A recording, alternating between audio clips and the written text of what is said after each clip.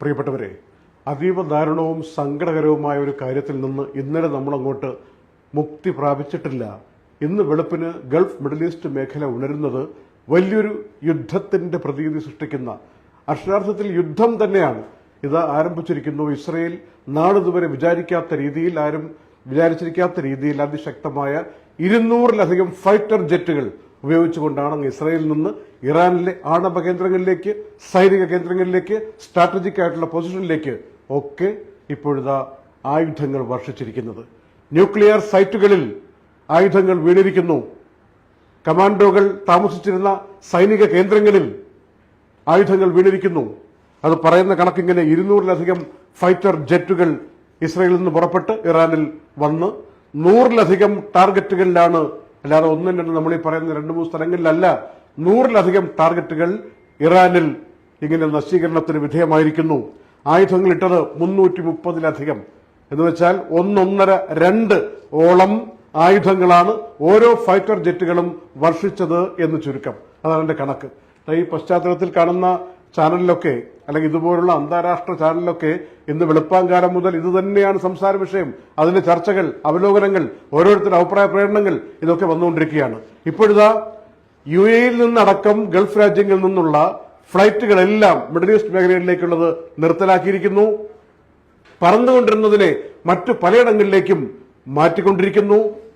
പോകാനുള്ളതിനെ വൈകിപ്പിക്കുകയോ റദ്ദാക്കുകയോ ചെയ്തു എന്ന അറിയിപ്പ് എമിറേറ്റ്സിന്റെ ഭാഗത്തുനിന്ന്, എത്തിഹാദിന്റെ ഭാഗത്തുനിന്ന്, ഫ്ലൈ ദുബായിയുടെ ഭാഗത്തുനിന്ന് ഒക്കെ വരികയാണ്. ഇനിയിപ്പോൾ ഇറാൻ ശക്തമായി തിരിച്ചടിക്കാൻ വേണ്ടി എല്ലാ കാര്യങ്ങളും ചെയ്തു വെക്കുന്നു എന്ന അറിയിപ്പാണ് ഏറ്റവും പുതിയതായിട്ട് വരുന്നത്. എന്നാൽ ഇതിനകം തന്നെ ഇറാൻ കുറച്ച് ഡ്രോണുകൾ, 100-ലധികം ഡ്രോണുകൾ ഇസ്രായേലിനെ ലക്ഷ്യം വെച്ച് അയച്ചെന്നും ഇസ്രായേൽ അതിനെ പ്രതിരോധിക്കാൻ വേണ്ടിയുള്ള, അതിനെ തിരിച്ചയക്കാൻ വേണ്ടിയുള്ള നടപടികൾ ആരംഭിച്ചെന്നും റിപ്പോർട്ടുണ്ട്. പക്ഷെ ഏതെങ്കിലും ഡ്രോണുകൾ ഇസ്രായേലിൽ പോയിട്ട് എന്തെങ്കിലും ചെയ്തോ എന്നതിനെക്കുറിച്ച് ഇതുവരെ വിവരം വന്നിട്ടില്ല. ഇതാണ് ഇത്രയും നേരത്തേക്കുള്ള ഈ കഴിഞ്ഞ ഏതാനും ഒരു 3-4 മണിക്കൂറുകൾക്കിടയിൽ കിട്ടിയിരിക്കുന്ന ഈ ഒരു പുതിയ യുദ്ധവുമായി ബന്ധപ്പെട്ട അപ്ഡേറ്റുകൾ.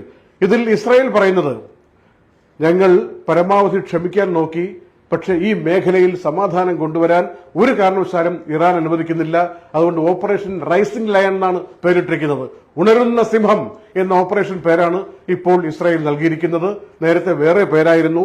ഏതായാലും അമേരിക്ക ഇതിൽ എന്തു പറയുന്നു എന്നുള്ളത് കൗതുകരമാണ്. നമ്മുടെ പ്രേക്ഷകരും രാവിലെ ചോദിക്കുന്ന കാര്യമാണ്, എന്താണ് അമേരിക്കയുടെ നിലപാട് ഈ വിഷയത്തിൽ. അമേരിക്ക വ്യക്തമായി പറഞ്ഞിട്ടുണ്ട്, ഇസ്രായേലും ഇറാനും തമ്മിലുള്ള ഈ 2000 കിലോമീറ്റർ അപ്പുറം ഇപ്പുറം നിൽക്കുന്ന രാജ്യങ്ങൾ, ഇവർക്കിടയിൽ സമാധാനം കൊണ്ടുവരാൻ വേണ്ടി, ആണവായുധങ്ങൾ ഉപയോഗിക്കാതിരിക്കാൻ വേണ്ടി ഞങ്ങൾ ചർച്ച നടത്തിക്കൊണ്ടിരിക്കുകയാണ്. അതിനിടയിൽ ഇങ്ങനെ ആക്രമിക്കുന്നതിനോട് താല്പര്യമില്ല എന്ന് ഡൊണാൾഡ് ട്രംപും പ്രത്യേകിച്ച് എടുത്തു പറഞ്ഞ വിഷയമാണ്. ഇപ്പോ ട്രംപിനൊരു സ്ഥാനവുമില്ല, അമേരിക്കയ്ക്ക് ഒരു സ്ഥാനവുമില്ല എന്ന മട്ടിൽ ഇസ്രായേൽ ശക്തമായ ആക്രമണം നടത്തിയിരിക്കുകയാണ്. നമ്മുടെ നാട്ടിൽ പൊതുവെ ഇത്തരം വിഷയങ്ങൾ വരുമ്പോൾ എല്ലാവരും പ്രതികരിക്കുകയാണ്. ഇന്ന് രാവിലെ മുഖ്യമന്ത്രി നിലമ്പൂരിൽ വെച്ച് പറഞ്ഞ കാര്യങ്ങൾ വളരെ പൈശാചികമായ നിലപാടിലേക്ക് ഇസ്രായേൽ പോകുന്നു എന്ന അർത്ഥത്തിൽ പ്രതികരിച്ചിട്ടുണ്ട്. ഇതിൽ 1-2 കാര്യങ്ങൾ കൂടി അറിയേണ്ടതുള്ളത്, ഒരു ദിവസത്തെ ആക്രമണമല്ല എന്ന് ഇസ്രായേൽ എടുത്തു പറഞ്ഞിട്ടുണ്ട്. ഒപ്പം ഒരു അടിയന്തരാവസ്ഥയും പ്രഖ്യാപിച്ചു. ഇസ്രായേലിലെ എല്ലാ സ്കൂളുകൾക്കും കോളേജുകൾക്കും അവധി കൊടുത്തു. ആശുപത്രികളിൽ പുതിയ പേഷ്യൻസിനെ പുറത്തുനിന്ന് എടുക്കണ്ടെന്ന് പറഞ്ഞിട്ടുണ്ട്. ആളുകൾ കൂട്ടം കൂടരുതെന്ന് പറഞ്ഞിട്ടുണ്ട്. എല്ലാ സജ്ജീകരണങ്ങളും ഒരുക്കിക്കൊണ്ടാണ് ഇസ്രായേൽ ഇപ്പോൾ ഒരു യുദ്ധം ആരംഭിച്ചിരിക്കുന്നത്. ഇറാന്റെ ഭാഗത്തു നിന്ന് പലയിടങ്ങളിലേക്ക്, അതായത് യമനിലെ കലാപകാരികൾക്ക് വേണ്ടി സഹായം കൊടുക്കുന്നു എന്ന് ഇസ്രായേൽ ആരോപിക്കുന്നു. ഒരു ഭാഗത്ത് ലെബനോണിൽ കലാപ ഗ്രൂപ്പുകൾ ഉണ്ടാക്കുന്നു എന്ന് ആരോപിക്കുന്നു. ഹമാസ് എന്ന പ്രസ്ഥാനത്തെ വളർത്തുന്നു എന്ന് ആരോപിക്കുന്നു. ഇങ്ങനെ ഇസ്രായേലിനെ ചുറ്റിപ്പറ്റി നിൽക്കുന്ന ഏതൊക്കെ പ്രസ്ഥാനങ്ങളുണ്ടോ അവിടങ്ങളിലൊക്കെ ശിഥിലീകരണം ഉണ്ടാക്കാൻ വേണ്ടി ഇറാനാണ് സഹായം കൊടുക്കുന്നത് എന്ന അർത്ഥത്തിൽ ഇസ്രായേൽ കാലങ്ങളായി ആരോപിച്ചുകൊണ്ടിരിക്കുകയാണ്. അതിന്റെയൊക്കെ പ്രത്യാക്രമണം രൂപത്തിൽ ഇപ്പോൾ വന്നിരിക്കുന്നത് മരിച്ചുപോയ ആളുകളുടെ പേരുകൾ. ഒന്ന്, ഈ ഇസ്ലാമിക് റിപ്പബ്ലിക്കൻ ഗാർഡ് എന്ന് പറയുന്ന ഇറാന്റെ പരമോന്നതമായിട്ടുള്ള സൈനിക വൃത്തം, അതിന്റെ commander in chief general Hussein Salami വധിക്കപ്പെട്ടു എന്ന വിവരം കൃത്യമായി CNN, BBC അടക്കമുള്ള മാധ്യമങ്ങൾ റിപ്പോർട്ട് ചെയ്യുന്നു. അതുപോലെ മുഹമ്മദ് ബഗാരി എന്ന് പറയുന്ന ആയുധ മേഖലയിലെ ഏറ്റവും മിടുക്കനായിട്ടുള്ള ഒരു ഉദ്യോഗസ്ഥരെന്ന് പേര് കേട്ട മേജർ ജനറലാണ്, അദ്ദേഹവും വധിക്കപ്പെട്ടു ഇറാനിൽ എന്ന റിപ്പോർട്ട് വരുന്നു. പിന്നെ സുരക്ഷാ ഉപദേഷ്ടാവായിരുന്ന, ഇപ്പോൾ അങ്ങനെയല്ല, എന്നാലും ഖാമിനിയുടെ ഏറ്റവും അടുത്തയാൾ എന്ന് പേര് കേട്ടിരിക്കുന്ന അലി ഷംഖാനി അദ്ദേഹവും വധിക്കപ്പെട്ടു. അതുപോലെ ഡസൻ കണക്കിന് ഉന്നത ഉദ്യോഗസ്ഥർ വധിക്കപ്പെട്ടു എന്നാണ് ഇപ്പോൾ കിട്ടിയിരിക്കുന്ന വിവരം. ഇത് തുടരുമെന്നും ഒരു ദിവസത്തേക്ക് മാത്രമല്ലെന്നും സർവ്വസജ്ജരായി ഇസ്രായേലിലെ ജനങ്ങൾ ഇരിക്കണമെന്നും അപ്പുറത്തുനിന്ന് ഒരു 1800-2000 കിലോമീറ്ററിന് അപ്പുറം നിന്നുള്ള ഇറാനിൽ നിന്ന് ഇങ്ങനെ ഇറാഖിനെ മറികടന്ന്, ഗ്രാഫ് ഒന്ന് നോക്കണേ ഈ സമയത്ത് ആരെങ്കിലും ഉണ്ടെങ്കിൽ, അതായത് ഇറാഖിനെ മറികടന്ന് ജോർദാനെ മറികടന്ന് ഇങ്ങ് ഇസ്രായേലിലേക്ക് വരും എന്ന രൂപത്തിൽ കരുതിയിരിക്കണമെന്ന് ഇസ്രായേൽ വ്യക്തമായി പറഞ്ഞിട്ടുണ്ട് അവരുടെ ആളുകളോട്. ഒരാളും പുറത്തിറങ്ങാതെ നാഷണൽ എമർജൻസി പ്രഖ്യാപിച്ചുകൊണ്ടാണ് ഇസ്രായേൽ ഇപ്പോൾ ഇതിനെ നേരിടുന്നത്. ഇറാൻ തിരിച്ചടിക്കും എന്ന കാര്യത്തിൽ സംശയമില്ലെന്ന് ലോകത്തിനറിയാം. തിരിച്ചടി തുടങ്ങി. പക്ഷേ അതിന്റെ കൃത്യമായ വിവരം ഇതുവരെ ലഭ്യമല്ല. 100 ഡ്രോണുകൾ അയച്ചു എന്ന് പറയുന്നതല്ലാതെ അതെവിടെ പതിച്ചു, തിരിച്ചടിക്കപ്പെട്ടോ, തിരിച്ചിങ്ങ് പോന്നോ, ഇതിന്റെ വ്യക്തമായ വിവരങ്ങളൊന്നും കിട്ടിയിട്ടില്ല എന്നാണ് ഇതുവരെ നമ്മൾ അറിയാൻ കഴിഞ്ഞിരിക്കുന്നത്. ഏതായാലും പല വിമാനത്താവളങ്ങളിലും, പ്രത്യേകിച്ച് ഇസ്രയേൽ, ജോർദാൻ, അതുപോലെ ഇറാൻ ഇവിടങ്ങളിലൊക്കെ ഒരൊറ്റ വിമാനങ്ങളും ഇറങ്ങുകയോ ഇവിടെ നിന്ന് പറന്നുയരുകയോ ചെയ്യുന്നില്ല എന്നൊരു സാഹചര്യം കൂടി നമ്മൾ മനസ്സിലാക്കണം.